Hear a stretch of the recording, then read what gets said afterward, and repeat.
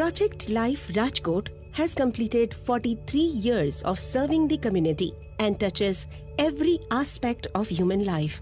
That is, from blood to greenfield, from thalassemia prevention to primary education, from health and wellness to women empowerment, and working as a bridge to facilitate connectivity of the non-residents Gujarati with their motherland. Our sacred interventions have impacted hundreds of thousands of people by changing lives for betterment and giving hope of new life to desolate people.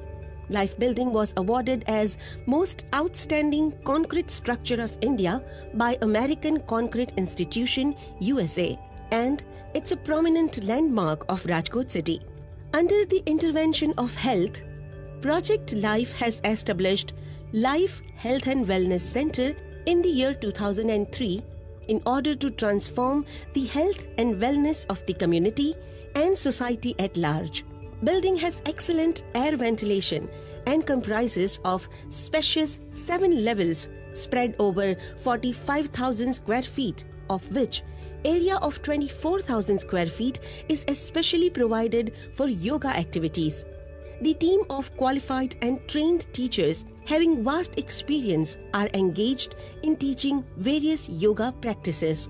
We conceptualized a novel concept of Healthy Life Club in the year 2007. The center then evolved diverse yoga-centric programs such as Advanced Yoga, Women's Yoga Unit, Meditation Unit, Ashtanga Yoga Unit, Obesity Unit, Senior Citizens Club, Basic Yoga Unit, Shatkarma Unit, Kids Yoga Unit, Vinyasa Yoga and Garbha Sanskar Unit with the facility of diet consultation. In collaboration with Kaivalya Dham, the world-renowned yoga institution, Life Yoga Academy has started a full-fledged certificate course in yoga to give rise to the next generation of yoga instructors. Till date, more than 100 individuals have received the training and have become yoga instructors. We initiated an insightful lecture series titled How Not to Fall Sick in the year 2001. So far, we have organized 300 lectures by renowned doctors and other health experts on diverse topics pertaining to health and lifestyle, benefiting more than 50,000 people. To bring about the mental and emotional transformation among the prisoners, workshops on yoga were organized especially for them in 22 prisons located in different parts of the Gujarat state. Such workshops were aimed at rendering their lives meaningful and active through many benefits of yoga. The center organized Preksha Dhyan Yoga Shibers in all the prisons of Gujarat. These workshops served to transform their health and well-being.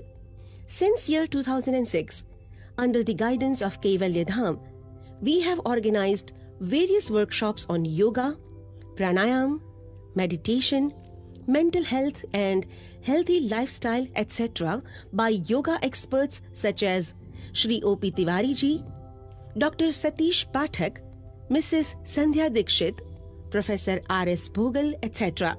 When Honorable Prime Minister Shri Narendra Modi, during his speech at the United Nations General Assembly in September 2014, proposed to initiate International Day of Yoga to celebrate the invaluable gift of India's ancient tradition. This movement was accepted and won accolades across the globe. Since its inception in the year 2015, we are celebrating this day by organizing various events, shibers, competitions, and lectures to promote and disseminate the benefits of yoga to the community. Swami Kuvalyanand ji's asana, pranayam, and yogic chikitsa, Shri O.P. Tiwari ji's asana, how and why, and Professor R.S. Bhogal's yoga and mental health have been translated into Gujarati and published. The center also published Archman in 5 volumes, which contains healthy lifestyle. We also published book titled Bypass the Bypass to prevent heart diseases. Various other yoga and meditation books and other yoga materials are available on demand. When COVID-19 pandemic struck in the year 2020, the center continued to organize yoga sessions, workshops, lectures and certificate course through the digital medium. One-on-one sessions with yoga teachers helped ease the stress and anxiety of the participants caused by the pandemic. We have also entered into collaboration with Kaivalya Dham Lonavala, Indian Yoga Association and Jain Vishwabharati Institute, Ladnu. Going ahead, we have envisioned to set up Saurashtra Yoga Peeth, to establish Yoga Therapy Hospital, to develop Scientific Research Department. Over the course of 18 years, the center has many accomplishments to cherish. More than 579,000 persons got benefited. 6,585 prisoners from 22 jails across Gujarat state got benefited. Organized more than 1,743 yoga shibers and yogic programs. More than 500 yoga demonstrations conducted at various schools. Nearly 100 teachers were trained under yoga instructor course. The endeavor to integrate yoga in the daily lives of people goes on, and we hope to bring about the transformation of their mind, body and soul through different initiatives.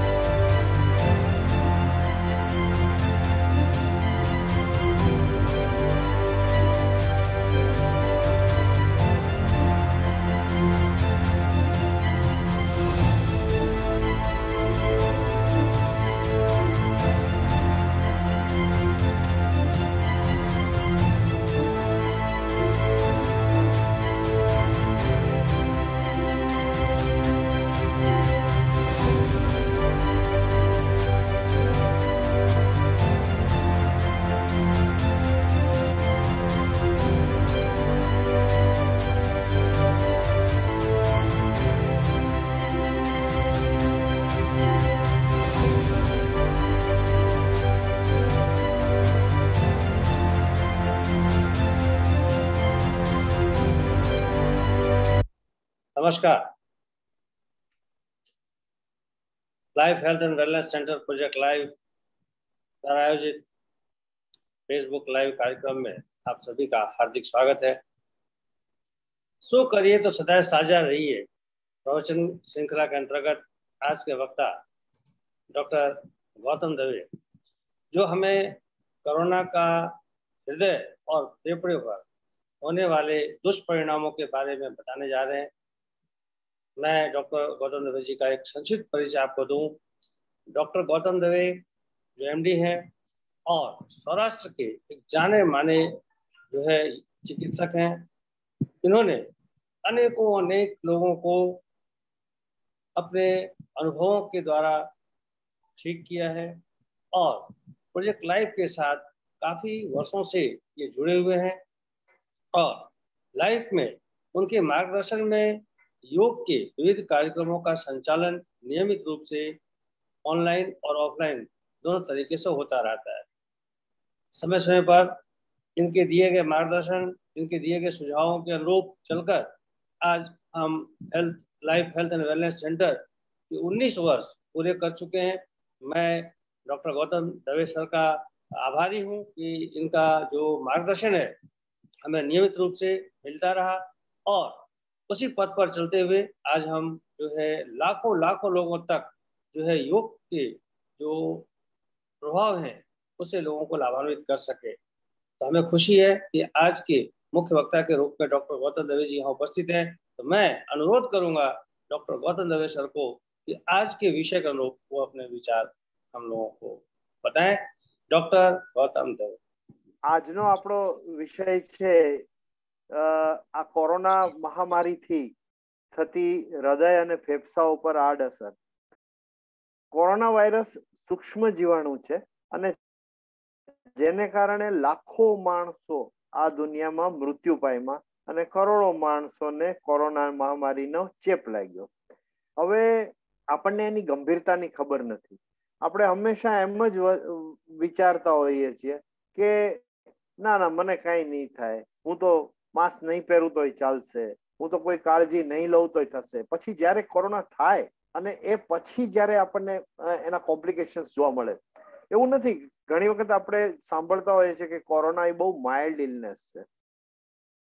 કોરોનાનું scientific નામ SARS Covid virus infection, COVID-19 કારણ કે 2019માં આ virus આપણને જોવા મળ્યો. આ virus નવો છે એટલે એ હ્યુમન રેસ માટે નવો છે અને ડોક્ટરો માટે નવો છે અને દર્દીઓ માટે નવો છે. એટલે એના નવા નવા લક્ષણો આપણને જોવા મળ્યા, નવા નવા લોંગ ટર્મ કોમ્પ્લિકેશન્સ આપણને જોવા મળ્યા. અને સાર્સ નો મતલબ શું? Severe adult respiratory distress. Means કે આપણે પહેલા એમ માનતા કે આ ખાલી રેસ્પિરેટરી ટ્રેક પૂરતો મર્યાદિત છે, પણ આ રેસ્પિરેટરી ટ્રેક પૂરતો મર્યાદિત નથી. આ મલ્ટી ઓર્ગનને ઇન્વોલ્વ કરે છે, ઘણા બધા ઓર્ગન્સને ઇન્વોલ્વ કરે છે. એટલે એમાં આપણે કાળજી લેવી બહુ જરૂરી હોય છે. હવે બેઝિકલી શું થાય કે શરદી ઉધરસ કે સામાન્ય શરદી ઉધરસના લક્ષણો ચાલુ થાય, ગળામાં જરા થોડી બળતરા થાય, થોડું માથું દુખે, હળવો તાવ આવે, 2-4 દિવસમાં એ જતો રહે. પછી આપણે માનો કે છતાંય આપણને વીકનેસ લાગે, ખૂબ થાક લાગે, ખૂબ તકલીફો થાય, આપણે થોડું ચાલીએ અને હાંફીએ અને આપણે ડોક્ટરને દેખાડીએ અને કોરોનાનો ટેસ્ટ કરાવીએ ત્યારે એ પોઝિટિવ આવે. પછી આપણે એની સારવાર લઈએ. વાસ્તવિકતામાં એની સારવાર એકચ્યુઅલ સારવાર છે જ નહીં. આપણે જે રામડેસિવિર કરીએ છીએ, રામડેસિવિર કોરોનાની દવા જ નથી, એ ઇબોલાની દવા છે. પણ એ કોરોનાના વાયરસ ઉપર પરોક્ષ રીતે અસર કરે છે. એટલા માટે આપણે આપણી આગળ કાંઈ નથી એટલે કાંઈ ન હોય, ન મામા કરતા કાણો મામો સારો, એટલે એ રીતના આપણે એને યુઝ કરીએ છીએ. એવી રીતે બીજી બધી દવાઓ યુઝ કરીએ છીએ. હવે કોરોનાથી થાય શું? એ વાયરસ બેઝિકલી નાકની થ્રુ આપણા અંદર ઘૂસે ને નાકની અંદર પડ્યું રહે અને ધીરે ધીરે નીચે અંદર જાય ત્યારે એ આપણા ટિશ્યુના સ્પાઇક પ્રોટીન્સની હારે, એના સ્પાઇક પ્રોટીન્સ હોય એ આપણા ટિશ્યુના સ્નાયુઓના રિસેપ્ટર્સની સાથે ચોંટી જાય અને એ સેલની અંદર ઘૂસે. એ આપણી માંસપેશીના સેલની અંદર ઘૂસે. સેલની અંદર ઘૂસીને અનેક ગણો રેપ્લિકેટ થાય, અનેક ગણો ફેલાવો થાય. જે ઓર્ગનમાં એ ઘૂસ્યો હોય એ ઓર્ગનનો એ સત્યાનાશ કરવાનું ચાલુ કરે. હવે સામાન્ય રીતે શું હોય કે એ અપર રેસ્પિરેટરી ટ્રેકમાં હોય, ઉપરના રેસ્પિરેટરી ટ્રેકમાં હોય, પછી ધીરે ધીરે શ્વાસોશ્વાસને લીધે એ અંદર ઇવન લોઅર રેસ્પિરેટરી ટ્રેકમાં જાય, ફેફસામાં અસર કરે ને ન્યુમોનિયાની અસર થવાની ચાલુ થાય. આપણે હંમેશા જોતા હોઈએ કે ડોક્ટર પહેલા એમ કે તમે સીટી સ્કેન કરાવો, HRCT કરાવો. HRCTમાં આપણને શું જાણવા મળે? HRCTમાં આપણને એ જાણવા મળે કે આ કોરોના ફેફસા સુધી પહોંચ્યો કે નહીં. પહેલી વાત, ફેફસા સુધી પહોંચ્યો તો એને કેટલું નુકસાન કર્યું. ફેફસા સુધી પહોંચે તો એનો ક્લાસિફિકેશન હોય રેડિયોલોજીસ્ટ પાસે, કોરેડ ક્લાસિફિકેશન કહેવાય. કોરેડ ક્લાસિફિકેશનમાં જેમ ગ્રેડ વધારે એમ સિવિયરિટી વધારે. એના 25 ગ્રેડ સુધીનો ગ્રેડ હોય, એમાં જેમ એનો ગ્રેડ વધારે, ધેટ મીન્સ કે એટલો ભાગ ફેફસાનો ઇન્વોલ્વ થવાનો વધારે ચાલુ થયો. હંમેશા પેરીફેરીથી ચાલુ થાય. પેરીફેરી એટલે ફેફસાની બહારનું જે કવરિંગ હોય, પ્લુરા, એ પ્લુરાની નીચેથી ન્યુમોનિયા ચાલુ થાય. છૂટો છવાયો હોય એટલે પેચી હોય અને એ ન્યુમોનિયા ધીરે ધીરે, જો આપણે ઘણી વખત પેશન્ટ કાળજી નથી લેતા હોતા, એને એમ થાય ના આ તો જરાક આવી મને નબળાઈ છે, ના આ તો સામાન્ય શરદી ઉધરસ છે, ડોક્ટરનું કન્સલ્ટેશન જ ન કરે, કઈ તપાસ જ ન કરાવે, તો એ તરત જ આગળ વધવા માંડે. આપણને ખબર ન પડે અને જોતામાં ઘણું બધું ફેફસું ઇન્વોલ્વ થઈ જાય. હવે પહેલા જ્યારે કોરોનાનો ઉપદ્રવ દુનિયામાં ચાલુ થયો ત્યારે આપણે જોયું કે ઇવન ચાઇનામાં મેક્સિમમ નંબર માણસો મરી જતા હતા. કેવી રીતે? કે સામાન્ય રસ્તો ક્રોસ કરતા હોય ને મરી જાય. પછી માનો કે ઇટાલીમાં અને એમાં આવી રીતના માણસો મરવા માંડ્યા, એટલે એ લોકોએ પોસ્ટમોર્ટમ કરવાનું ચાલુ કર્યા. પોસ્ટમોર્ટમ કારણ કે આ છે શું, થઈ શું રહ્યું છે, આવી રીતના ટપ દઈને માણસ મરી શું કામ જાય છે? તો ખબર પડી કે ભાઈ એક તો ન્યુમોનિયા છે. જુદી જુદી મિકેનિઝમ થી કોરોના આપણી જિંદગીને હણી લે છે. એક તો ન્યુમોનિયા છે. ન્યુમોનિયા એટલે ફેફસાના માંસપેશીની અંદર જઈ અને ફેફસાની અંદર જે જગ્યાએ આપણે હવા હોય અને લોહીનું એક્સચેન્જ થતું હોય, ઓક્સિજનનો એક્સચેન્જ થતો હોય, એ એક્સચેન્જ થવા ન દે અને એની અંદર એ બધું ભરાઈ જાય, એની અંદર ઇન્ફેક્શન થાય ને ન્યુમોનિયાની શરૂઆત થાય. ન્યુમોનિયાની શરૂઆત યુઝ્યુઅલી 4 સ્ટેજમાં થતી હોય. એક સ્ટેજ ઓફ કન્જેશન એટલે આપણે ના કહીએ શરદી ભરાઈ ગઈ, એટલે એવી રીતે એક તો પહેલો સ્ટેજ ઓફ કન્જેશન હોય, એ હજી માઇલ્ડ હોય.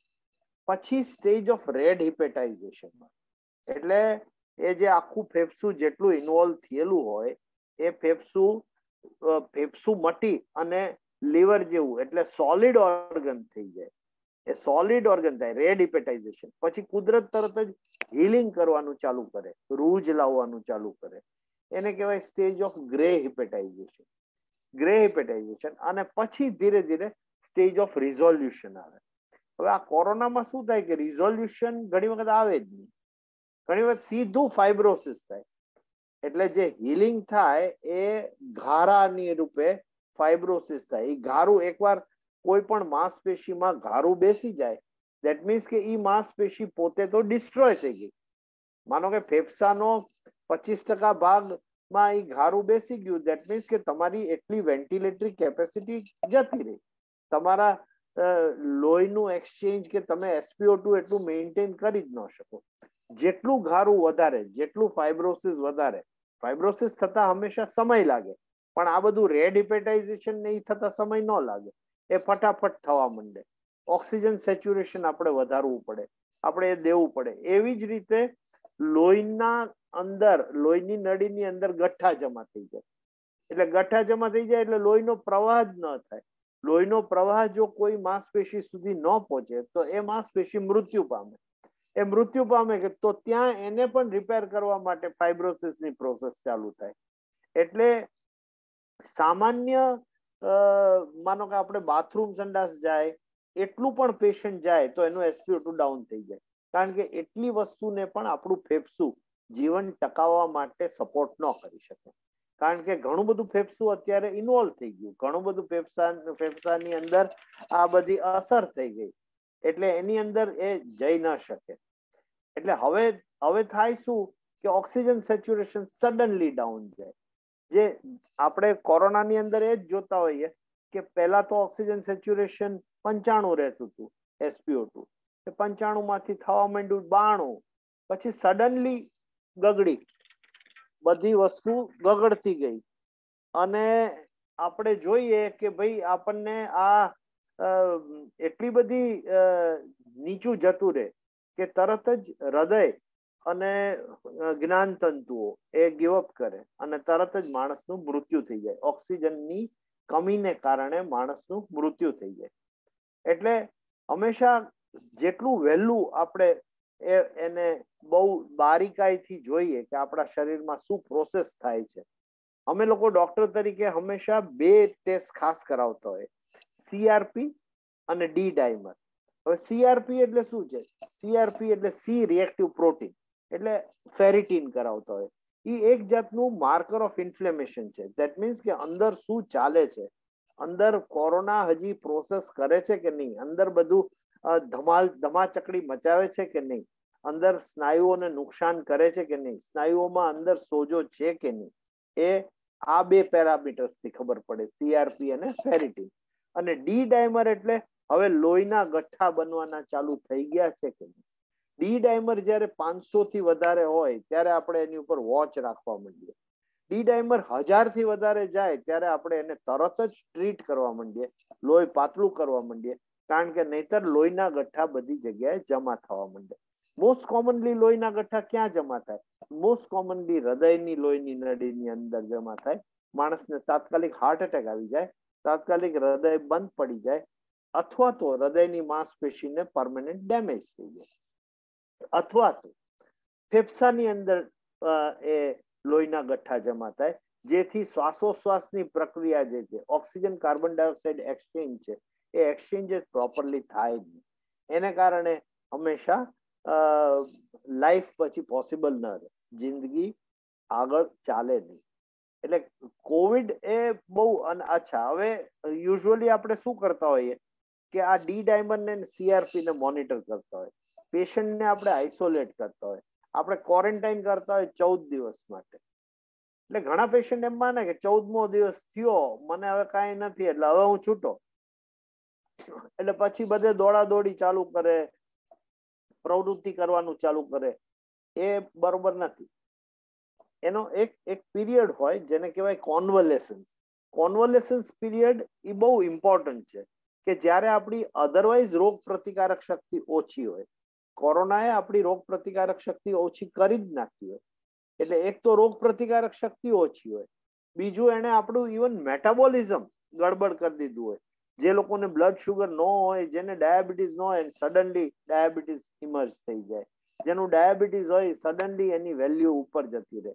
એટલે આવું ઘણું વિચિત્ર, કારણ કે માંસપેશીની અંદર શુગરનું પ્રમાણ વધારે હોય તો એ કોરોનાના વાયરસ માટે ફેવરેબલ વસ્તુ છે.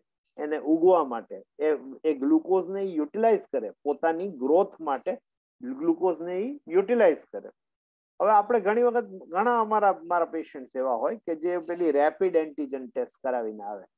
રેપિડ એન્ટીજન ટેસ્ટ કરાવી અને પોઝિટિવ આવી, એટલે પછી એમ કે સાહેબ હવે તો હું કોરોના પોઝિટિવ થઈ ગયો, તો હવે આરટીપીસીઆર કરાવવાની શું જરૂર છે? આરટીપીસીઆર કરાવવાની જરૂર એટલા HRCT કરાવવાની શું જરૂર છે? એટલે સીટી સ્કેન કરાવવાની જરૂર શું છે? આ હું તમને સમજાવું. આરટીપીસીઆર માં જે વેલ્યુ આવે એ જે વેલ્યુ છે, એ જેટલી વેલ્યુ ઓછી એટલી સિવિયરિટી વધારે. માનો કે એની અપર લિમિટ છે 30 કે 35 ની અપર લિમિટ છે, એ અપર લિમિટ થી વધારે ગઈ તો એ કોવિડ ટેસ્ટ નેગેટિવ આવે. એનો મતલબ શું થયો કે જે વાયરસ પાર્ટિકલ હોય એને મશીન રીડુપ્લિકેટ કરવાનું ચાલુ કરે, એને ગોતે. હવે જેટલા વાયરસ વધારે હોય, જેટલો વાયરલ લોડ વધારે હોય, એટલો ઓછો ટાઈમ લગાડે મશીન બધું પોતાની ટેસ્ટ કમ્પ્લીટ કરવામાં. એટલે માનો કે કોઈની વેલ્યુ આવી 6, ધેટ મીન્સ કે 6 મિનિટની અંદર જ ઘણા બધા વાયરસ મશીને ગોતી કાઢ્યા. 6 જ મિનિટમાં ગોતી કાઢ્યા, ધેટ મીન્સ કે આ માણસને વાયરલ લોડ વધારે છે. એટલે પહેલેથી જ આપણે ચેતી જતા હોય. એવી રીતે HRCT. હવે HRCT માં ઊંધું, આમાં જેમ વેલ્યુ ઓછી હોય એમ એની સિવિયરિટી વધારે કહેવાય, ઓલામાં જેમ વેલ્યુ વધારે હોય એમ એની સિવિયરિટી વધારે કહેવાય. જેમ વેલ્યુ વધારે, કોરેડ વેલ્યુ કહેવાય HRCT માં. તો એ વેલ્યુ વધારેનો મતલબ શું કે આટલો ભાગ ફેફસાનો ઇન્વોલ્વ થયેલો છે, આટલો ભાગ ફેફસાનો એની કોરોનાની ઝપેટમાં આવેલો છે. એટલે આપણે ટ્રીટિંગ પર્સન તરીકે હંમેશા સચેત રહીએ. આપણને ખ્યાલ આવે કે આ ક્યારે દગો દે નક્કી નહીં, અને ઓક્સિજન અત્યારે જરૂરી નથી પણ જરૂરી બની શકે. અત્યારે આને આ મોમેન્ટે અત્યારે એને હોસ્પિટલાઇઝ થવાની જરૂર નથી, પણ હોસ્પિટલાઇઝ થવું પણ શકે એવું આપણે પેશન્ટના સગાને કહી રાખીએ. એટલે પછી એને એન્ડ મોમેન્ટે દોડાદોડી ન રહે, કારણ કે એન્ડ મોમેન્ટે ખાલી 4 મિનિટ મળે, 4 જ મિનિટ મળે. 4 મિનિટમાં તો તમે ઘરમાંથી બહાર નીકળો ત્યાં તો 4 મિનિટ પૂરી થઈ જાય. એટલે કોવિડને હંમેશા થોડું ગંભીરતાથી લેવા જેવું છે, અને એને કારણે હૃદયની માંસપેશી ઉપર નુકસાન થાય. હવે બધાની હૃદયની માંસપેશી ઉપર નુકસાન નથી થતું, પણ જે ઓલરેડી જેને હાર્ટ એટેક્સ આવેલા છે, જેને હૃદયની ઉપર સ્કાર્સ છે, જેને હૃદય ઉપર ઘા લાગેલા છે, જેને બાયપાસ કરાવેલી છે, જેને હેવી ડાયાબિટીસ છે, એ બધા લોકોને હંમેશા વધારે ઇન્વોલ્વ થવાના ચાન્સીસ રહે. એની માંસપેશી ઉપર, એની ડાયરેક્ટલી એની હૃદયની માંસપેશી, જેમ ફેફસા ઉપર કેવી રીતે બેઠું એવી રીતે હૃદય ઉપર બેસે. એની માંસપેશી ઉપર બેસે તો એને કહેવાય માયોકાર્ડાઇટિસ. એ માયોકાર્ડાઇટિસ કરે જેનેથી હૃદયમાં સોજો આવે. હૃદયની માંસપેશીમાં સોજો આવે તો હૃદય લોહી કેવી રીતે ફેંકે? હૃદય લોહી બરોબર ફેંકે નહીં. હૃદયની લોહી ફેંકવાની ક્ષમતા ઘટી જાય. જો લોહી ફેંકવાની ક્ષમતા ઘટી જાય તો શરીરના અન્ય ઓર્ગન્સ જેમ કે કિડની, લીવર, બ્રેઇન એ બધાને ઓક્સિજન સપ્લાય ન જાય. એ ઓક્સિજન સપ્લાય ન જાય એટલે તરત જ લાઈફ ઇમ્પોસિબલ થઈ જાય, મૃત્યુ તરફ પેશન્ટ જવા માંડે. એટલે એક તો એનું ડેન્જરસ વસ્તુ થઈ કે માયોકાર્ડાઇટિસ કરે હૃદય ઉપર. સેકન્ડ થિંગ, જે કોરોનરી આર્ટરીઝ હોય, લોહીની નળીઓ હોય, એ લોહીની નળીઓની અંદર તરત જ ગઠ્ઠા થવાના ચાલુ થઈ જાય, તરત જ ક્લોટ થવાના ચાલુ થઈ જાય. એ ક્લોટ થવાના ચાલુ થાય એટલે આપણને ખ્યાલ આવે કે ઓહ, આ તો એટલે તો આપણે ડી ડાયમર જોતા રહેતા હોઈએ. ડી ડાયમર થી આપણને ખબર પડે કે આ વધારે કોએગ્યુલેબિલિટી છે કે નહીં, ક્લોટ થવાના ચાન્સીસ છે કે નહીં. એટલે આપણે તરત જ લોહી પાતળું રાખવાની દવા બધી ચાલુ કરી દઈએ, કે લોહી પાતળું રાખવાના ઇન્જેક્શન ચાલુ કરી દઈએ, દવા ચાલુ કરી દઈએ, એને મોનિટર કરતા રહીએ કે ભાઈ હવે લોહી વધારે પડતું પાતળું પાછું નથી થઈ જતું ને, એ જોઈએ. હવે આમાં ઘણી વખત એવું છે, ફેફસાની ઇન્વોલ્વમેન્ટ જો વધારે, ફેફસું અને હૃદય એ એક જ મશીન છે. ફેફસાનું ઇન્વોલ્વમેન્ટ જો વધારે હોય તો ઘણું બધું ફેફસું નુકસાન પામ્યું હોય. ઇટાલીની અંદર જયારે આવું બધું થયું ત્યારે ત્યાં લોકોએ પોસ્ટમોર્ટમ્સ કર્યા. પોસ્ટમોર્ટમ્સ કર્યા તો ખબર પડી કે જે ફેફસું છે, જે યુઝ્યુઅલી સ્પોન્જી હોવું જોઈએ, સ્પંજ જેવું હોવું જોઈએ, જેની અંદર ખાના હોય કે જેની અંદર હવાની અવર જવર થાય અને ઓક્સિજન અને કાર્બન ડાયોક્સાઇડની આપલે થાય. એ ઓક્સિજન કાર્બન ડાયોક્સાઇડ આપલે થઈ જ નહીં, આખું ફેફસું સોલિડ થઈ ગયું હોય. જયારે એ લોકોએ પોસ્ટમોર્ટમમાં જે મૃત્યુ પામેલા પેશન્ટનું જોયું તો એ ફેફસું આખું સોલિડ થઈ ગયું હતું. એટલે એનું કહેવાય હિપેટાઇઝેશન થઈ ગયું હતું. હમણાં મેં પહેલા કીધું કે એને પેશન્ટને ન્યુમોનિયા થાય તો એની ફેઝિસ હોય. સ્ટેજ ઓફ કન્જેશન હોય, પછી રેડ હિપેટાઇઝેશન હોય જેમાં લોહીના લાલ કણે અંદર ઇન્વોલ્વ થઈ ગયા હોય, પછી ગ્રે હિપેટાઇઝેશન હોય, અને પછી સામાન્ય રીતે સ્ટેજ ઓફ રિઝોલ્યુશન હોય. પણ આમાં સ્ટેજ ઓફ રિઝોલ્યુશન આવતા કરતા સ્ટેજ ઓફ ફાઇબ્રોસિસ આવે. રિઝોલ્યુશન બાય ફાઇબ્રોસિસ એટલે સામાન્ય રીતે રિઝોલ્યુશન શું થાય કે આપણા જે પ્રતિકાર શક્તિના સેલ હોય એ બધું સાફ કરી નાખે, પાછું ફેફસું હતું ને એવું કરી દે. પણ આની અંદર તો એ સાફ ન કરી શકે અને તરત જ ફાઇબ્રોસિસ થાય. ફાઇબ્રોસિસ એટલે પરમેનન્ટ ડેમેજ થાય. એ ફેફસું બહુ જ નાજુક થઈ જાય. હવે એવા પેશન્ટને આપણે એક્સરસાઇઝ આપીએ, શ્વાસની, સાજો થઈ ગયો, 14મો દિવસ થઈ ગયો, 3 અઠવાડિયા થઈ ગયા, 4 અઠવાડિયા થઈ ગયા, આપણે એમ કહીએ કે તું ભાઈ એક્સરસાઇઝ કર, જોર જોરથી પ્રાણાયામ કર, આ તે, તો એનું ફેફસું ફાટી જઈ શકે. કારણ કે ઊંડી હવા ભરે અને ફેફસાની એટલી કેપેસિટી ન હોય તો એ ફેફસું જળી ગયું હોય તો એ ફેફસું ફાટી જાય, જેને કહેવાય ન્યુમોથોરેક્સ. એટલે એ થઈ શકે, જે તરત જ પેશન્ટને સિરિયસ કરી શકે. એટલે ઇવન આ કોરોનામાંથી જે લોકો રિકવર થતા હોય એને અમે લોકો હંમેશા એક્સરસાઇઝ પણ આપીએ, ગ્રેડેડ એક્સરસાઇઝ આપીએ, હળવે હળવે, ધીરે ધીરે. આપણે એક સાથે સીધું તરત જ એથ્લેટ બની નથી જવાનું. ધીરે ધીરે આપણે આગળ વધીએ, ધીરે ધીરે આપણે ગ્રેડેડ એક્સરસાઇઝ કરીએ. ઘણી વખત તમે જોતા હશો કે પેશન્ટ જે કોરોનામાંથી રિકવર થાય એ હંમેશા કમ્પ્લેન કરે કે સાહેબ આમ બધું સારું છે, કંઈક શક્તિની ગોળી આપો ને, મને વીકનેસ બહુ લાગ્યા રાખે. એ વીકનેસ એટલે જ લાગે છે કે હજી થોડુંક એક્ઝર્શન કરે તો પ્રોપર ઓક્સિજન લેવલ્સ મેન્ટેન થતા નથી, કારણ કે ફેફસું અંદર ઇન્વોલ્વ થયેલું છે. એટલા માટે એ લોકોને વીકનેસ લાગતી હોય. એ શક્તિની ગોળીથી ફાયદો ન થાય. હવે એ પેશન્ટને અમે લોકો લાંબુ સમજાવવા ન બેસીએ, આપી દઈએ એક શક્તિની ગોળી, અમને ખબર હોય કે એનાથી એને અસર કાંઈ ફાયદો નથી થવાનો. હવે કોરોના આવી જ રીતે આપણા નાકની અંદરના, હમણાં સાંભળતા હશો મ્યુકોરમાઇકોસિસ. હવે મ્યુકોરમાઇકોસિસ એ એક જાતની ફંગસ છે. મ્યુકોરમાઇકોસિસ એ એક જાતની ફંગસ છે, ફૂગ છે, ફૂગ. એ ફૂગ સામાન્ય રીતે એ તો વર્ષોથી છે, અનાદિકાળથી છે, અને એ બધી જગ્યાએ છે. આપણા ઘરની અંદર મ્યુકોરમાઇકોસિસના સ્પોર ઉડતા હોય, સંજવાળી કરે તો એ બધી જે ધૂળ ઉડતી હોય એમાં મ્યુકોરમાઇકોસિસના સ્પોર હોય. પછી આપણે બગીચામાં ગાર્ડનિંગ કરીએ તોય મ્યુકોરમાઇકોસિસ જમીનની અંદર એ હોય. તો એમ તમે જુઓ તો બધા ખેડૂતોને મ્યુકોરમાઇકોસિસ થઈ જવું જોઈએ. તો બધા આપણને બધાને થઈ જવું, પણ ન થાય. એટલા માટે ન થાય કારણ કે આપણી રોગ પ્રતિકારક શક્તિ બહુ સારી હોય. સામાન્ય સંજોગોમાં આપણી રોગ પ્રતિકારક શક્તિ બહુ સારી હોય કે મ્યુકોરમાઇકોસિસ ને આવા તો ઘણા બધા જંતુઓ આપણા શરીરમાં જતા હોય જેને તરત જ શરીર પતાવી દે કે એને આગળ વધવા ન દે. હવે આ મ્યુકોરમાઇકોસિસ આજકાલ આપણને બહુ સાંભળવા મળ્યું છે. ઘણા બધી એની થિયરી આવી કે કોઈ એમ કીધું કે ભાઈ બહુ ડાયાબિટીસ હોય, અનકન્ટ્રોલ ડાયાબિટીસ, તો મ્યુકોરમાઇકોસિસ થાય. તો અનકન્ટ્રોલ ડાયાબિટીસ એ વર્ષોથી ચાલ્યું આવે છે. ઘણા લોકોને તો કોઈને મ્યુકોરમાઇકોસિસ થયું નથી.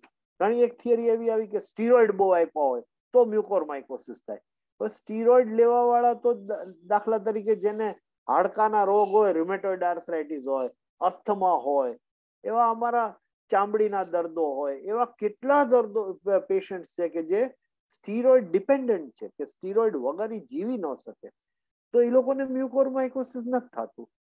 તો કેમ આ કોરોનામાં જ મ્યુકોરમાઇકોસિસ થાય? કોરોનામાં જ મ્યુકોરમાઇકોસિસ એટલા માટે થાય કારણ કે કોરોના રોગ પ્રતિકારક શક્તિ એક તો ઘટાડી દે. બીજું, નાકની અંદર આપણા સાઇનસીસની અંદર જે સેલના લાઇનિંગ હોય, જે સાઇનસીસના જે મ્યુકસ મેમ્બ્રેન હોય, જે સ્નાયુ હોય, એ સ્નાયુઓને લોહી, મેં તમને કીધું ને ડી ડાયમર વધારે હોય, કીધું ને કે લોહીના ગઠ્ઠા જમા થઈ જાય, એવી રીતે નાની નાની લોહીની નળીને બ્લોક કરી દે. બ્લોક કરી દે એટલે એ નાની લોહીની નળીનું ન્યુટ્રિશન ક્યાં જતું હોય? આ બધા સાઇનસીસમાં જતું હોય, નાકના મ્યુકોઝામાં જતું હોય. એ બધા મ્યુકોઝાની અંદર એ બધી લોહીની નળીઓ બ્લોક થઈ ગઈ હોય એટલે એ બધા સાઇનસીસના એ પાર્ટ જે છે એ મૃત્યુ પામે. એટલે અંદર જે એની લાઇનિંગ હોય એ ડેડ લાઇનિંગ હોય. એટલે પેશન્ટને હેડેક થાય, પેશન્ટને સોજો આવે, આંખની નીચે સોજો આવે, અહીંયા ગાલ ઉપર સોજો આવે, દાંતમાં દુખવા આવે, આવું બધું થવા માંડે. આપણે એનું સીટી સ્કેન કરાવીએ ત્યારે આપણે જોઈએ કે એ ડેડ ટીશ્યુ ઉપર પછી આ મ્યુકોરમાઇકોસિસ ફંગસ એ ઉગવા માંડે.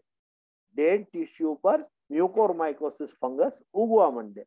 તો સ્ટીરોઇડ તો આપણા માટે લાઈફ સેવિંગ છે. સ્ટીરોઇડ દવા જે અમે યુઝ કરતા હોઈએ છીએ એ લાઈફ સેવિંગ છે. ઘણી વખત કોરોનામાં જ દેવી પડતી હોય કે કારણ કે જિંદગી બચાવે એ તો એને એવું નથી કે જેટલા સ્ટીરોઇડ લીધા એ બધાને આ થઈ જ જાય.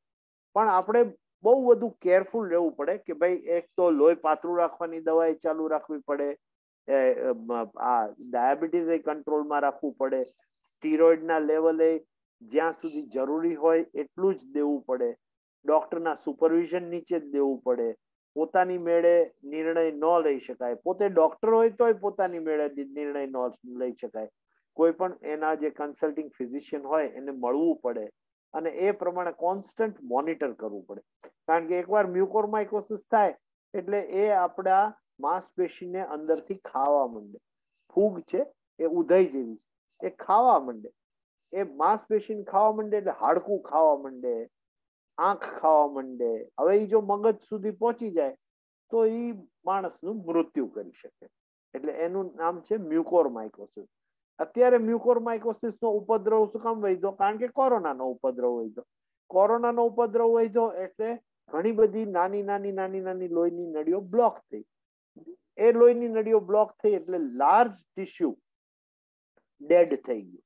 એ ડેડ થઈ ગયું. ડેડ ટીશ્યુ ઉપર આ ફંગસનો મોલ્ડ ગ્રો થવા માંડ્યો અને આ મ્યુકોરમાઇકોસિસ થવા માંડી. એટલે ખાલી એક કોરોના વાયરસ કેટલું ઉપદ્રવ મચાવી શકે. મ્યુકોરમાઇકોસિસ ક્યારે થયું? કઈ ક્વોરન્ટાઇન પીરિયડમાં નથી થયું. આપણે ઘરે આવી ગયા, બધું વ્યવસ્થિત થઈ ગયું, સારા છીએ, પછી 3 અઠવાડિયે, 4 અઠવાડિયે, 5-6 અઠવાડિયે સડનલી આપણને આંખમાં લાલાશ વધી ગઈ, પછી નાક સ્ટફી થઈ ગયું, એકદમ સિવિયર હેડેક થવા માંડ્યો, લો ગ્રેડ ફીવર આવવા માંડ્યો. એટલે આપણને તરત થયું કે તરત જ ડોક્ટર આગળ ગયા. ડોક્ટરે તરત જ આપણું સાઇનસનું બધું સીટી સ્કેન કરાવ્યું. સીટી સ્કેન કરાવ્યું એમાં એને જોયું કે મ્યુકોરમાઇકોસિસનો મોલ્ડ અંદર જોવા મળે. એને આપણે સામાન્ય ભાષામાં બ્લેક ફંગસ કહીએ. એકચ્યુઅલી બ્લેક ફંગસ જેવું કઈ નથી. બ્લેક તો એટલા માટે છે કે એ ટીશ્યુ, ડેડ ટીશ્યુ હંમેશા બ્લેકિશ દેખાતું હોય. એટલે એ બ્લેકિશ ડેડ ટીશ્યુ પર ગ્રો થાય. એટલે આપણે એને બ્લેક ફંગસ કહીએ. એ બ્લેક ફંગસ થાય. પછી હવે જ્યારે બ્લેક ફંગસ થાય ત્યારે સૌથી પહેલી વસ્તુ શું, સર્જિકલી કાઢી નાખવી પડે. સર્જન એને કાઢી નાખે, જેટલો ભાગ હોય એ બધું એટલું કાઢી નાખે, જે ખવાઈ ગયેલો ભાગ હોય એ પણ કાઢી નાખે. ઘણી વખત તો તાળવું પણ બદલી નાખવું પડે, એટલે આખું તાળવું જ ચેન્જ કરી નાખે. ઘણી વખત આંખનો ડોળો કાઢી નાખવો પડે, કારણ કે એટલે તમે વિચારો કે એક આ કોરોના વાયરસ છે એ કેટલી ગંભીરતા સુધી આપણને લઈ જઈ શકે. એટલે આપણે ઘણી વખત ધ્યાન ન રાખતા હોઈએ. આ શરૂ જ શું કામ થયું? શરૂ એટલા માટે થયું આપણે માસ્ક બરોબર ન પહેર્યો, આપણે સોશિયલ ડિસ્ટન્સિંગ બરોબર ન રાખ્યું, આપણે જ્યારે કોરોના મહામારી છે ત્યારે જ બરોબર ફરવા નીકળ્યા, બધી કાળજી ન લેવાનું કામ આપણે anti corona behaviour, corona friendly behaviour ન કર્યું, એન્ટી કોરોના બિહેવિયર કર્યું, એટલે આપણે આ બધું ભોગવી રહ્યા છીએ. હજી આપણે એમ કહીએ કે હજી થર્ડ વેવ આવશે. થર્ડ વેવ શું કામ આવશે? જો આપણે કાળજી નહીં લઈએ તો થર્ડ વેવ આવશે. એ થર્ડ વેવ વધારે ડેન્જરસ હશે. આ ફર્સ્ટ વેવ કરતા સેકન્ડ વેવ ખરાબ હતો. હજી સેકન્ડ વેવ ચાલે જ છે, હજી સેકન્ડ વેવ પૂરો નથી થઈ ગયો. અને કોરોનાને ક્યારે પણ લાઇટલી લેવા જેવો છે જ નહીં. એ બધી એ તમારા ફેફસા ને હૃદયને નુકસાન કરે, હાર્ટ એટેક લાવી દે, હાર્ટને સાવ. અચ્છા, આપણે દર વખતે થોડો ટાઈમે પેશન્ટને કાર્ડિયોલોજીસ્ટ પાસે દેખાડવો પડે. પેશન્ટ કાર્ડિયોલોજીસ્ટ પાસે જાય તો પેલો કલર ડોપલર કરીને જુએ કે હૃદયનું ફંક્શન કેટલું છે, કેટલા ટકા ચાલે છે. નોર્મલ ચાલતું હોય કાંઈ વાંધો નહીં, પાછું 3 મહિને ચેક કરાવી લો કે બરોબર છે કે નહીં. ઇજેક્શન ફ્રેક્શન, કારણ કે કોરોનાનું નક્કી નથી, એને માંસપેશી ઉપર અસર કરી હોય તો માંસપેશી સડનલી એકદમ વીક થઈ ગઈ હોય, એટલે હૃદયનું ફંક્શન તરત જ 20%, 25% એવી રીતે થઈ ગયું હોય. આપણે ફોટો પડાવીએ, ફોટો નોર્મલ આવે, ફોટામાં કાંઈ ન આવે. કાર્ડિયોગ્રામ કરીએ, કાર્ડિયોગ્રામ નોર્મલ આવે, કાર્ડિયોગ્રામમાં કાંઈ જ ન આવે. પણ જ્યારે કલર ડોપલર કરીએ ત્યારે આપણને જોવા મળે કે આનું તો હૃદય 25% કામ કરે છે, સાવ આટલું ઘટી ગયું છે. તો એ ઘટી શું કામ ગયું છે? કારણ કે ઝીણી ઝીણી લોહીની નળી બ્લોક થઈ ગઈ હોય. ઝીણી ઝીણી લોહીની નળી એટલે એવા મલ્ટિપલ સ્મોલ હાર્ટ એટેક્સ આવ્યા હોય, અને ત્યાં પણ ફાઇબ્રોસિસથી હિલિંગ થયું હોય. એવી રીતે આપણે સીટી સ્કેન રિપીટ કરાવીએ, HRCT રિપીટ કરાવીએ. એટલે કોરોના એકવાર થઈ ગયું, 14 દિવસ પૂરા થઈ ગયા એટલે બસ હવે આવજો, હવે કાંઈ નહીં, બધું હવે તો મને મટી ગયું. હા, મેજોરિટીમાં એવું હોય કે મેજોરિટી પેશન્ટ્સની અંદર મટી ગયું હોય, કાંઈ ન થયું હોય, પણ વોચફુલ રહેવું પડે. જો આપણે વોચફુલ રહીએ અને આપણે ચેક કરાવતા રહીએ અને જાણતા રહીએ કે હા હવે કાંઈ મને છે નહીં, 100% નથી, તો પછી જેમ જેમ સમય જતો જાય, માનો કે 3 મહિના ગયા, 4 મહિના ગયા, પછી જ્યારે કાંઈ નથી તો પછી કંઈ થવાનું નથી. પણ એ દરમિયાન આપણે જોતા રહેવું પડે, કારણ કે આ ગમે ત્યારે આપણને દગો દઈ શકે, કારણ કે આ આપણા વાઇટલ ઓર્ગન્સ ઉપર હુમલો કરે છે. વાઇટલ ઓર્ગન્સ એટલે જેનાથી આપણી જિંદગી ચાલતી હોય, જેનાથી આ સંસારમાં આપણે જીવીએ છીએ. એમાં પહેલું હૃદય અને બીજું ફેફસું. હૃદય અને ફેફસું બે એક જ યુનિટ છે, એની ઉપર અસર કરે, એટલે એને કારણે આ બધી તકલીફ થાય.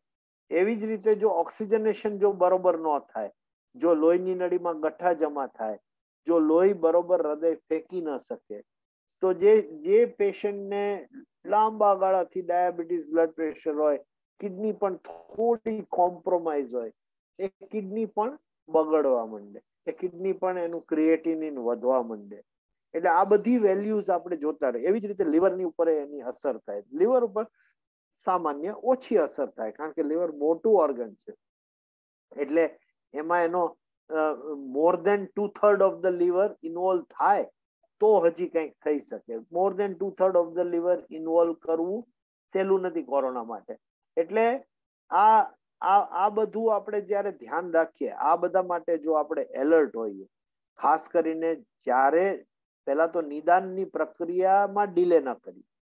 પહેલા તો એકવાર કોરોનાનો રેપિડ એન્ટીજન ટેસ્ટ પોઝિટિવ આવ્યો તો એ ભલે ડોક્ટર તમને ટ્રીટ કરવાનું ચાલુ કરશે, પણ ડોક્ટરને ઇનકમ્પ્લીટ ઇન્ફોર્મેશન હશે.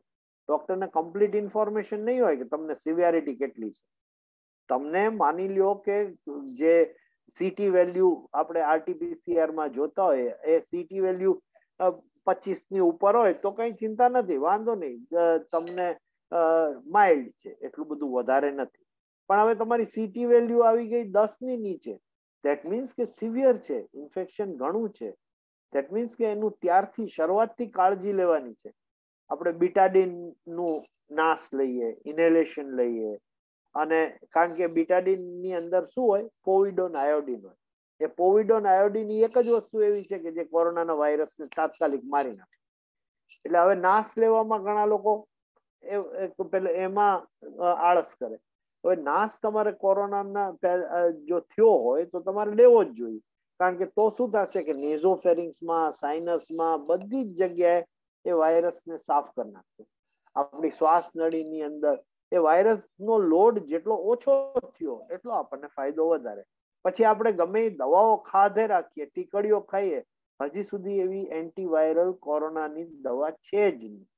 આપણે જે કંઈ કરીએ છીએ એ સપોર્ટિવ કેર કરીએ છીએ. જો એકચ્યુઅલી જો એને અત્યારે કંઈ પણ મારી શકતું હોય તો બીટાડીન, પોવિડોન આયોડિન, પણ એ હંમેશા શરૂઆતના પીરિયડમાં. પછી આપણે જાગીએ, 25 દિવસ પછી જાગીએ, સિવિયરિટી વધી ગઈ હોય ત્યારે આપણે જાગીએ, કોન્સ્ટન્ટ તાવ આવતો હોય, હાઈ ગ્રેડ ફીવર રહેતો હોય, એ બધું હંમેશા સિવિયરિટી વધારે હોવાના લક્ષણો છે. અને પછી શું થાય કે વધારે સ્ટીરોઇડ આપ્યા હોય, સ્ટીરોઇડ ને કારણે યુઝ્યુઅલી મ્યુકોરમાઇકોસિસ થાય છે એવું નથી, એ કોરોનાને કારણે થાય છે. કોરોના આપણી જે સાઇનસની જે લાઇનિંગ હોય એની અંદર જઈને એની બારીક લોહીની નળીઓ હોય એને એ બ્લોક કરી દે છે. એ બ્લોક કરી દે એટલા માટે આ બધું એ ભાગ આખો મૃત્યુ પામે. એ મૃત્યુ પામે એટલે એની ઉપર મોલ્ડ, આ ફંગસનો મોલ્ડ ઉભો થાય અને મ્યુકોરમાઇકોસિસ થાય. હવે અત્યારે જોયું કે જોતામાં મ્યુકોરમાઇકોસિસના કેસ ઘણા વધી ગયા. હવે મ્યુકોરમાઇકોસિસમાં એવું છે કે સ્ટીરોઇડ, આપણે શુગર વધારે રહેતું હોય તો જ્યાં વધારે ખાંડ છે ત્યાં વધારે જંતુઓ છે. એટલે ખાંડ આપણી સ્નાયુઓની અંદર ખાંડનું માત્રા વધારે રહે તો પછી આ બધી ફંગસ ઉગવાની જ છે. તોય હજી આપણે સમજતા નથી. કેરી તો ખાવી જ પડે. મને તો કેરી ભાવે. આ સિઝનમાં હું કેરીનો રસનો વાટકો પીધા વગર રહું નહીં. હવે એવું બધું જો આપણે કરીએ તો એ આપણી જીવન માટે પણ આપણું ફ્રેન્ડલી બિહેવિયર નથી. એક સિઝનમાં તમે કેરી નહીં ખાવ તો દુબળા પડી જશો? નહીં પડી જાઓ. તો આ જ્યારે તમારા ઉપર રિસ્ક છે, જ્યારે તમારા ઉપર ટેન્શન છે કે તમને મ્યુકોરમાઇકોસિસ થઈ શકે એમ છે, ત્યારે તમે મ્યુકોરમાઇકોસિસને શું કામ ભોજન આપો છો તમારે ત્યાં ફેલાવો કરવા માટે? એટલે એ ખાસ ધ્યાન. આવા જે કોઈ દર્દી કોરોનામાંથી રિકવર થયા હોય એને ગાર્ડનિંગ ન કરવું જોઈએ. એને ઘરમાં પણ માસ્ક બાંધીને ફરવું જોઈએ, કારણ કે મ્યુકોરમાઇકોસિસના સ્પોર્સ છે એ એટમોસ્ફિયરમાં ઉડતા જ હોય, એટલે એ આપણા શરીરમાં અંદર ન જાય. એટલા માટે થઈને માસ્ક બાંધેલો રાખવો જોઈએ. એટલે ઘણી વખત પેશન્ટ એમ માને કે હવે મને તો કોરોના થઈ ગયો, હવે મને થોડું બીજી વાર થવાનું છે. બીજી વાર થઈ શકે. એ બીજી વાર થાય વધારે સિવિયરિટીથી થાય. એ આપણું પહેલી વખતનું જે ઓર્ગન જેટલું એને ડેમેજ કર્યું હતું એના કરતા એ વધારે ડેમેજ કરે. એટલે આ બધી ખાસ આપણે ધ્યાન રાખવાની વાત છે. એટલે મોસ્ટ ઇમ્પોર્ટન્ટ પહેલું હું નટશેલમાં સમરાઇઝ કરી દઉં કે પહેલું, જેવું કાંઈ પણ થાય, શરદી ઉધરસ થાય, સામાન્ય ઇવન ઝાડા ઉલટી થાય, તો ડોન્ટ નિગ્લેક્ટ કે ના આવું તો મને થાય છે, આ તો મને સિઝનને લીધે છે. નો. જ્યારે કોરોના મહામારી દુનિયામાં ચાલે છે ત્યારે પહેલો વિચાર એ જ આવે કે ના આ કોરોના નથી ને, કોવિડ નથી ને. માનો કે તાવ આવે તો ગમે એવો, ભલે ગમે તો તમને પહેલો વિચાર એ આવે કે ભાઈ કોરોના નથી ને, કોરોનાની બાદબાકી કરી લો. ભલે પહેલા રેપિડ એન્ટીજન કરાવો. હું તો એમ કહીશ કે આરટીપીસીઆર કરાવો, કારણ કે રેપિડ એન્ટીજન ખાલી 35% સેન્સિટિવ ટેસ્ટ છે. 65% કેસને હોય કોરોના તોય મિસ આઉટ કરી દે, તોય આપણને ખબર ના પડે કે આ છે એ નેગેટિવ જ આવે. એકચ્યુઅલી કોરોના હોય પણ એ નેગેટિવ આવે. એટલે આરટીપીસીઆર ટેસ્ટ કરાવી લો.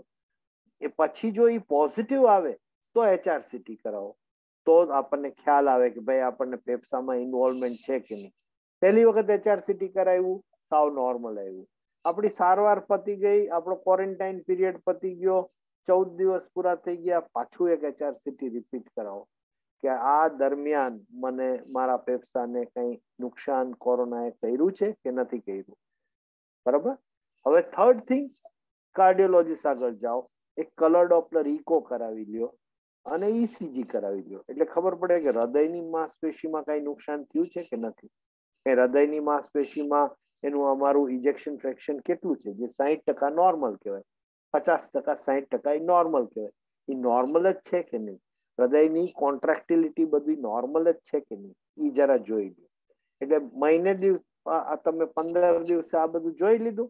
એક શરૂઆતમાં જોઈ લીધું, શરૂઆતમાં કલર ડોપલર નથી કર્યું, પણ શરૂઆતમાં તમે HRCT કરાવ્યું, RT-PCR કરાવ્યું. 15 દિવસ પછી તમે HRCT ફરીથી રિપીટ કર્યું, RT-PCR રિપીટ નથી કર્યું. એક્ઝિટ ટેસ્ટની જરૂર નથી. માણસો એ ભૂલ કરતા હોય કે હવે નેગેટિવ આવી ગયું, નેગેટિવ આવી ગયું એનો કોઈ મતલબ નથી. એક્ઝિટ ટેસ્ટ ક્યાંય રેકમેન્ડેડ છે જ નહીં. WHO કે ICMR એક્ઝિટ ટેસ્ટ કરવાનું કહેતું જ નથી. એટલે એ તમારે નેગેટિવ આવે પોઝિટિવ આવે, ઇવન ઇફ પોઝિટિવ આવે તો એ તો ડેડ વાયરસ પાર્ટિકલ છે. એ વાયરસ તમારા શરીરની અંદર 10 દિવસ જ જીવવાનું. એ 10 દિવસની અંદર તો ખુરદો ઘણો બોલાવી દીધો એને, પણ એ જે ખુરદો બોલાવ્યો એને આપણામાં કેટલું, દાખલા તરીકે બોમ્બ પડ્યો, લડાઈ થઈ, બોમ્બ પડ્યો પછી કેટલું નુકસાન થયું તો હંમેશા આપણે પાછળથી જજ કરતા હોય. આ આપણા હમણાં સાયક્લોન આવ્યું, એ ખરાબ હતું. એ સાયક્લોન કઈ વર્ષ દિવસ માટે ટકી નથી રહ્યું, એ ખાલી 24 કલાક માટે હતું. એ 24 કલાકમાં એને નુકસાન કેટલું કરી ગયું એ હંમેશા પછી એનાલાઇઝ કરવું પડે. એવી રીતે આને પણ આપણે રિપીટેડલી એનાલાઇઝ કરવું પડે. એની સ્નાયુઓને એને માર્યો હોય, એ સ્નાયુઓ પણ કેવી રીતે બિહેવ કરે છે, માનો ફેફસું કે એ પણ. બીજું, વિગરસ રેસ્પિરેટરી એક્સરસાઇઝ નહીં કરો. જોરથી શ્વાસોશ્વાસ, ઊંડા શ્વાસ લેવા. મારા એવા પેશન્ટ્સ ઘણા છે કે જેના ફેફસા ફાટી ગયા છે, કારણ કે ઓલરેડી એનું ટિશ્યુ ફ્રેજાઇલ હોય, એકદમ નાજુક હોય, અને એકદમ ઊંડો શ્વાસ લે એટલે શું થાય, ફેફસું ગીવ અપ કરે, ફેફસું ફાટી જાય. એટલે એવું નહીં કરો, આરામથી અને ગ્રેડેડ એક્સરસાઇઝ, ધીરે ધીરે. આ 14 દિવસ પૂરા થયા એટલે કોરોના કઈ ઘડિયાળ પહેરીને નથી બેઠું કે એને ખબર હોય બસ હવે 14 દિવસે મારું બધું કામ પૂરું, હવે હું કઈ નહીં કરું. એવું ન હોય. એ ગમે ત્યારે આગળ વધી શકે. એટલે તમે પાછા બેક તમારા નોર્મલ રૂટીનમાં આવો. એ રૂટીનમાં આવતા પણ ધીરે ધીરે કામ વધારતા જાઓ. માનો કે તમે હાઉસવાઈફ હો તો પછી તમે જે કઈ રસોઈનું કામ કરતા હો એ આરામથી ગ્રેજ્યુઅલી તમારાથી થાય એટલું, થાકો એટલું નહીં. થાકી જાઓ ઈ લેવલ સુધી તમારે જવાનું નહીં. That is most important. આ મેં તમને આ જે કઈ માહિતી આપી એમાં ઇવન મ્યુકોરમાઇકોસિસનું મેં તમને કીધું કે એ મ્યુકોરમાઇકોસિસ એ ફંગસ છે, અનાદિકાળથી છે. આ ઘણા લોકો મને એમ કહેતા હોય કે આ સાહેબ નવું શું આવ્યું? આ નવું નથી, આ જૂનું જ છે. તો સાહેબ આપણે સ્ટીરોઇડ ન આપતા હોતો? સ્ટીરોઇડ ન આપતા હોતો નહીં. સ્ટીરોઇડ તો ઘણા લોકો સ્ટીરોઇડને કારણે જ જીવે છે. ઘણા ચામડીના રોગના દર્દીઓ હોય, ઘણા અસ્થમાના દર્દીઓ હોય, ઘણા રુમેટોઇડ આર્થરાઇટિસના દર્દીઓ હોય, એવાને સ્ટીરોઇડ ડિપેન્ડન્ટ હોય. એને તો લાર્જ ડોઝ ઓફ સ્ટીરોઇડ ચાલતો હોય. એને ક્યારેય મ્યુકોરમાઇકોસિસ નથી. કેમ? કારણ કે ઈ કોરોનાનું જે મેથડ છે કે કોરોનાની જે ઘાતક શક્તિ છે અને જે એની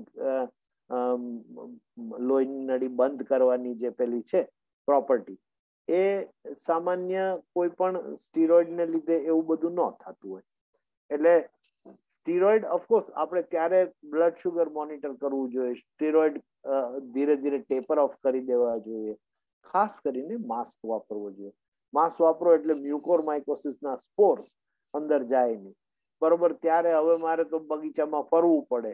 બગીચામાં ફરો વાંધો નહીં, થોડી નાની લાઇટ વોક લ્યો વાંધો નહીં, પણ માસ્ક પહેરી લો, કારણ કે જમીનની અંદર મ્યુકોરમાઇકોસિસના સ્પોર્સ હોય અને હવા આવે એની હારે એ ઉડતા હોય, એટલે એ તમારા શ્વાસોશ્વાસમાં અંદર જતા રહે, તમને ખબર ન પડે. એટલે આ બધું આપણે ખાસ ધ્યાન રાખવું પડે. Thank you very much. નમસ્તે.